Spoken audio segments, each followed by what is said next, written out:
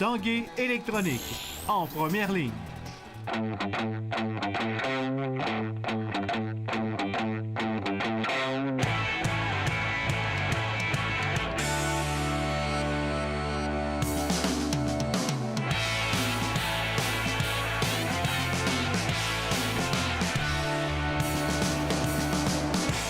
À tous, bon lundi, bienvenue à l'Esprit sportif. Aujourd'hui, on vous résume un week-end sportif bien rempli. On revient sur le bol d'or du Blizzard, sur le week-end des Remparts de Québec, sur le tournoi provincial de Ringuette. Mais parlons d'abord Rouge et Or qui ont remporté en fin de semaine du côté de Calgary une Coupe Mitchell et atteignent pour la 11e fois la grande finale nationale de la Coupe Vanier. Une belle victoire de 35-23. Nous aurons dans le prochain bloc l'analyse de cette victoire avec Denis Casavant et Antoine Sinotte, les commentaires d'après-match avec Jeannie Potvin de TVA Sport. Mais d'abord, en son et en image, cette belle victoire du club de l'Université Laval. On avait bougé du côté de la ligne à l'attaque. On a laissé passer. Longue passe et c'est complété. Pression à 4 joueurs du Rouge et Or. Senagra avec une passe en plein centre et c'est complété. Garde le ballon, saute et voilà, touché. Hugo Richard garde le ballon, ça va du côté droit. Hugo Richard est arrêté au premier quart. La longue passe de Hugo Richard. Breton Robert à la ligne de 10 au 5, c'est gardé pour le toucher. Richard garde le ballon. Et là, échappé de Richard et c'est recouvré par la défense de Calgary. Senagra passe au centre et c'est capté. Et là, du côté du Rouge et Or, on dit que le ballon va être touché au sol, mais non. Alors, Hunter, Senagra, jeu au sol maintenant, course en plein centre, Antoui dans la zone des buts. Également un centre arrière qui se déplace. Et là, Hugo Richard garde le ballon, la passe complétée pour le toucher. Troisième quart, alors. Toute une performance de la défense du Rouge et Or et l'attaque qui a permis à l'équipe de le ballon va échapper et c'est recouvré par le Rouge et Or à la ligne de 30, à la ligne de 20, au 10. Gabriel Ouellette dans la zone des buts pour le toucher. Pression à 4 joueurs, la passe au centre du terrain, c'est complété. Wow, catch spectaculaire encore une fois. Rouge et Or aujourd'hui, 3e et 20. Senagra est pourchassé. Senagra est rejoint par le ballon. Échappé de Senagra. Le ballon est récupéré par le Rouge et Or. Vanier pour la 11e fois de son histoire. Le Rouge et Or pourra en gagner une 10e. Glenn Constantin, une 9e comme entraîneur-chef de l'équipe à sa 17e saison. Le Rouge et Or a réussi sa mission pour une 6e fois en autant d'occasions. Il a vaincu les Dinos. Il a mis la main sur la Coupe Mitchell et pourra défendre son titre, la Coupe Vanier. C'est pas facile, on a eu beaucoup d'adversité en première demi, on a fait beaucoup d'erreurs. On est un petit peu nerveux, mais je pense qu'on était encore dans le match jusqu'à la demi et on savait qu'on pouvait jouer beaucoup mieux. Et les joueurs ont montré beaucoup de caractère, de résilience et on est très, très fiers d'eux. On est vraiment content. Je dirais qu'on n'est pas tout à fait satisfait de comment on a joué ce match-là. On a fait beaucoup d'erreurs. C'est pas typique de nous de faire autant d'erreurs dans un match. Je pense qu'on n'a vraiment pas donné notre meilleure performance, contrairement à ce qu'on voulait faire. Il faut évidemment souligner le travail des unités spéciales qui ont fait du bon boulot. Dominique Lévesque a bien fait face au vent. Et que dire de ce toucher de Gabriel Ouellette? On se prend une fierté à Laval d'avoir des bonnes unités spéciales, d'avoir des gars qui mettent beaucoup d'intensité dans les parties avec ça. Puis on a les batteurs sont super bons. On a eu des bons faits de on a eu des bons bottés de Dominique sur les punts. On a eu des bons bottés de Dominique sur les punts, bien placés. Fait que ça aide beaucoup pour notre couverture de bottées. Puis encore une fois, les gars sont super rapides et agressifs. Puis ça permet de faire des jeux puis de vraiment contenir les retours. Fait que ça, on est content de ça. Ça a vraiment été important. Le positionnement de terrain, ça fait que tu peux faire les goals. On en a fait avec David. David est super bien botté. Il fait des super beaux kick-offs. Puis j'ai aidé le plus possible la défensive qu'il soit le plus confortable possible. Ça, c'est beau. De ta maman. De ta maman. Nos deux batteurs ont connu des grands matchs. Je pense qu'un très, très long placement de David. Dom a été, je pense que c'est sa meilleure partie que j'ai vue depuis que j'étais à Laval avec lui sur les bottées de dégagement. Laval rejoint donc Western en grande finale canadienne. La dernière fois que les deux formations ont croisé le fer, ça remonte à 2008 et Québec l'avait emporté. Jeannie Potvin, TVA Sport, Calgary.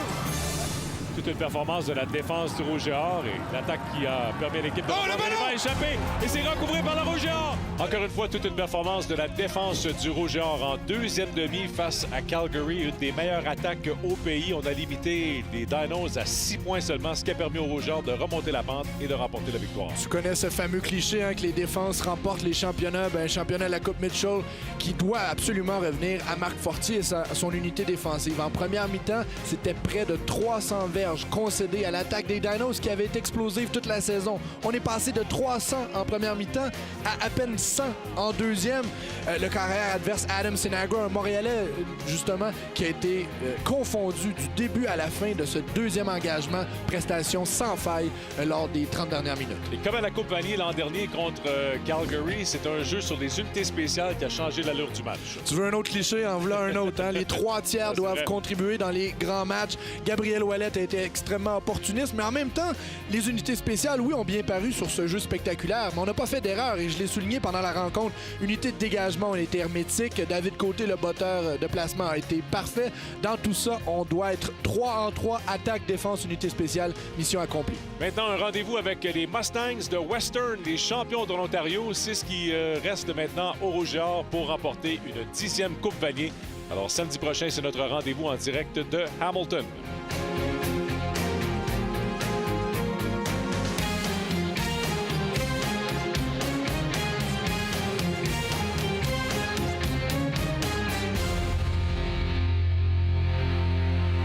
Après la pause, Bol d'Or, Rempart et Ringuette.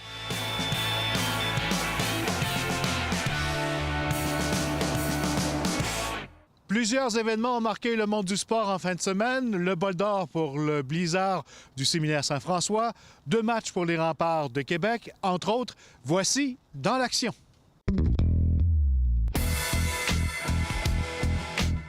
Le Blizzard du Séminaire Saint-François a terminé une saison de rêve en remportant dimanche un 2e titre consécutif du Bol d'Or juvénile Division 1. Une rencontre qui s'est jouée sur un terrain enneigé au complexe sportif Claude Robillard.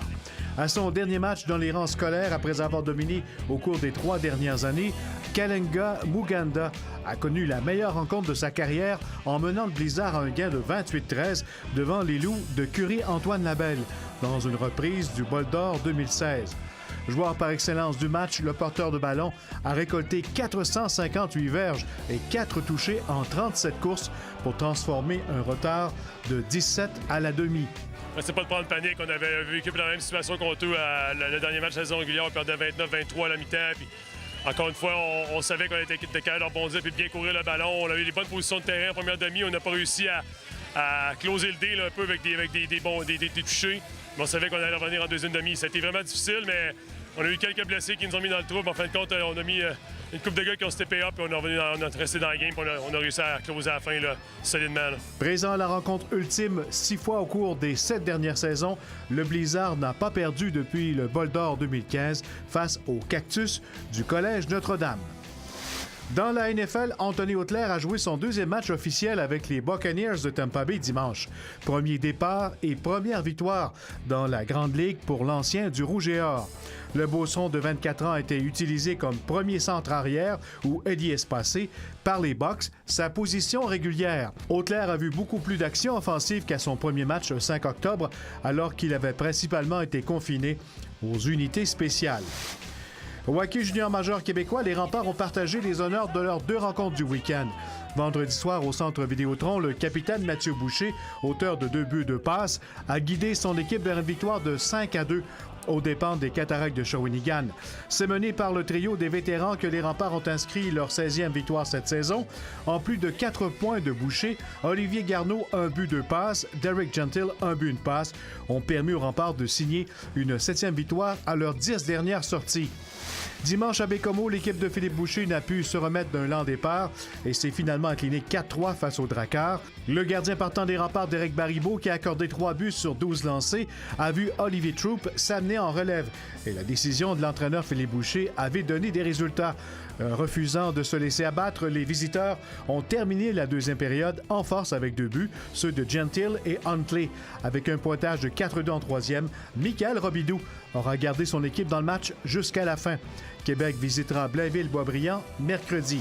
Et en course automobile, le pilote de Québec, Michael Grenier, et son coéquipier, l'Italien Loris Spinelli, ont été couronnés champions d'Europe vendredi au Super Trophée Lamborghini. Cette victoire a assuré au pilote de 25 ans le titre de cette série monotype très relevée qui regroupe des modèles Huracan identiques. Et avant de rentrer à la maison au début de décembre, Grenier participera à 2 journées d'essai à bord d'une autre Lamborghini, cette fois dans la catégorie GT3.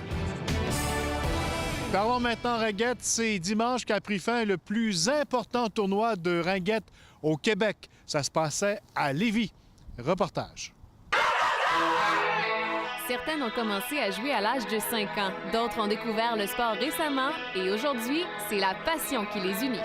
C'est vraiment comme une famille. Pour moi, ça fait longtemps que je joue souvent avec les mêmes filles. J'aime ça parce que c'est un sport d'équipe, puis on a beaucoup de plaisir ensemble. C'est ça, là. Parce que c'est un sport juste de filles.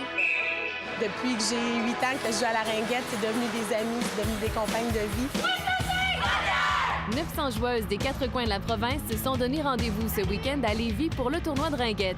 On se rend compte que d'année en année, c'est un tournoi qui prend de l'ampleur. Au cours des prochaines années, on va regarder avec les gens qui organisent ce tournoi-là, avec les organisateurs du tournoi, pour en faire un événement encore plus grand. Malgré l'augmentation d'inscriptions au cours des dernières années, c'est encore un défi pour l'organisation de faire connaître le sport. Oui, c'est vraiment qu'ils viennent l'essayer parce que la plupart qui viennent l'essayer l'adoptent. Mais qu'en est-il de la place des garçons? Malheureusement, dans la province de Québec, c'est uniquement les filles. Quoi vous pensez? Bien, je pense que l'énergie de ce sport-là, les petits garçons jouent au hockey, ça fait partie de la culture québécoise. En Ontario, ils ont le droit d'avoir des garçons. Moi, j'ai déjà joué contre un garçon, c'est un goaler. J'ai trouvé ça vraiment le fun. C'était différent, on dirait que ça me mettait un challenge de plus. Puis ça devient un peu comme une sortie de filles. Exactement, c'est exactement ça. L'Association de ringuette de Lévis tient chaque année des portes ouvertes pour faire connaître davantage ce sport. Cette année, elle devrait avoir lieu au mois de février. Pascal Robitaille, TVA Nouvelles, à Lévis.